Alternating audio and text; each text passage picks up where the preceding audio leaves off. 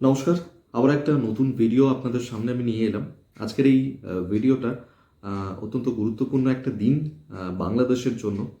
শেখ হাসিনা তার মৃত্যুদণ্ড দেওয়া হচ্ছে সেই বিষয়ে আজকে আপনাদেরকে জানাবো ডিটেলসে যে কেন তার এই মৃত্যুদণ্ডের ঘোষণা, কী অপরাধ করেছিলেন তিনি।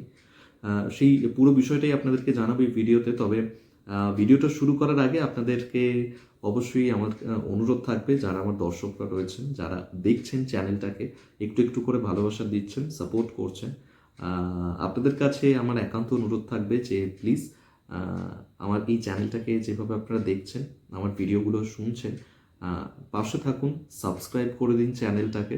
তাহলে আমি আরও অনেকটা দূরে এগোতে পারবো এবং আপনাদের কাছে আরও অনেক ইনফরমেশন নিয়ে আসতে পারবো। যদি আপনাদের কোনো রকমের নিজস্ব মতামত থাকে তাহলে সেটাও প্লিজ জানাবেন। সাবস্ক্রাইব করে দিন। তাহলে আজকের ভিডিওটা শুরু করছি। যেটা বলছিলাম যে শেখ হাসিনা তার মৃত্যুদণ্ড দেওয়া হয়েছে, তার মৃত্যুদণ্ডের ঘোষণা করা হয়েছে, তাকে দোষী সাব্যস্ত করা হয়েছে।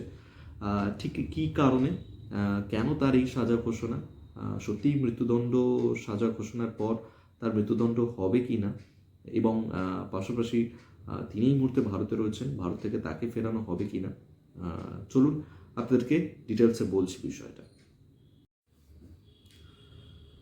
বাংলাদেশের আন্তর্জাতিক অপরাধ ট্রাইব্যুনাল সোমবার প্রাক্তন প্রধানমন্ত্রী মুজিব কন্যা শেখ হাসিনাকে মানবতাবিরোধী অপরাধের মামলাতে মৃত্যুদণ্ড দিয়েছে।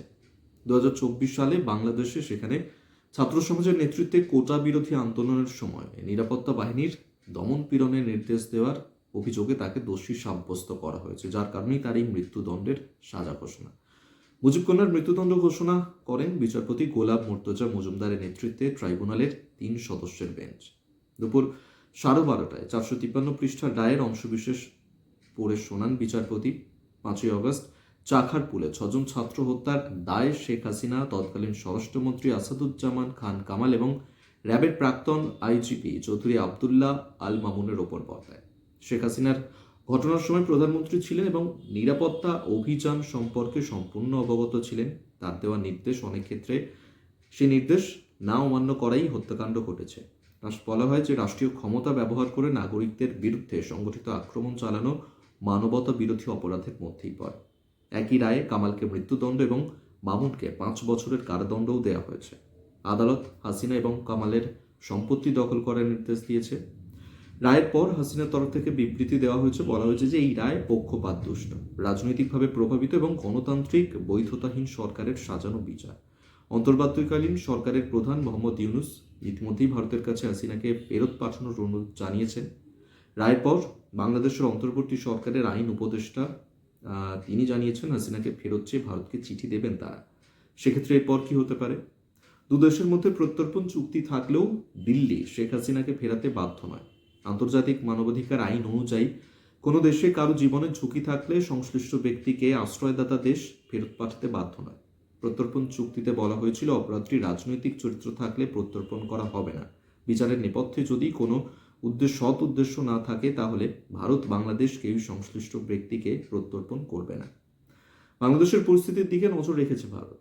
বাংলাদেশের শান্তি, গণতন্ত্র এবং স্থিতিশীলতা বজায় রাখতে সব পক্ষের সঙ্গেই গঠনমূলক আলোচনা চায় ভারত, বিবৃতি দিয়ে জানিয়েছে বিদেশ মন্ত্রকের মুখপাত্র রণধীর জয়সওয়াল।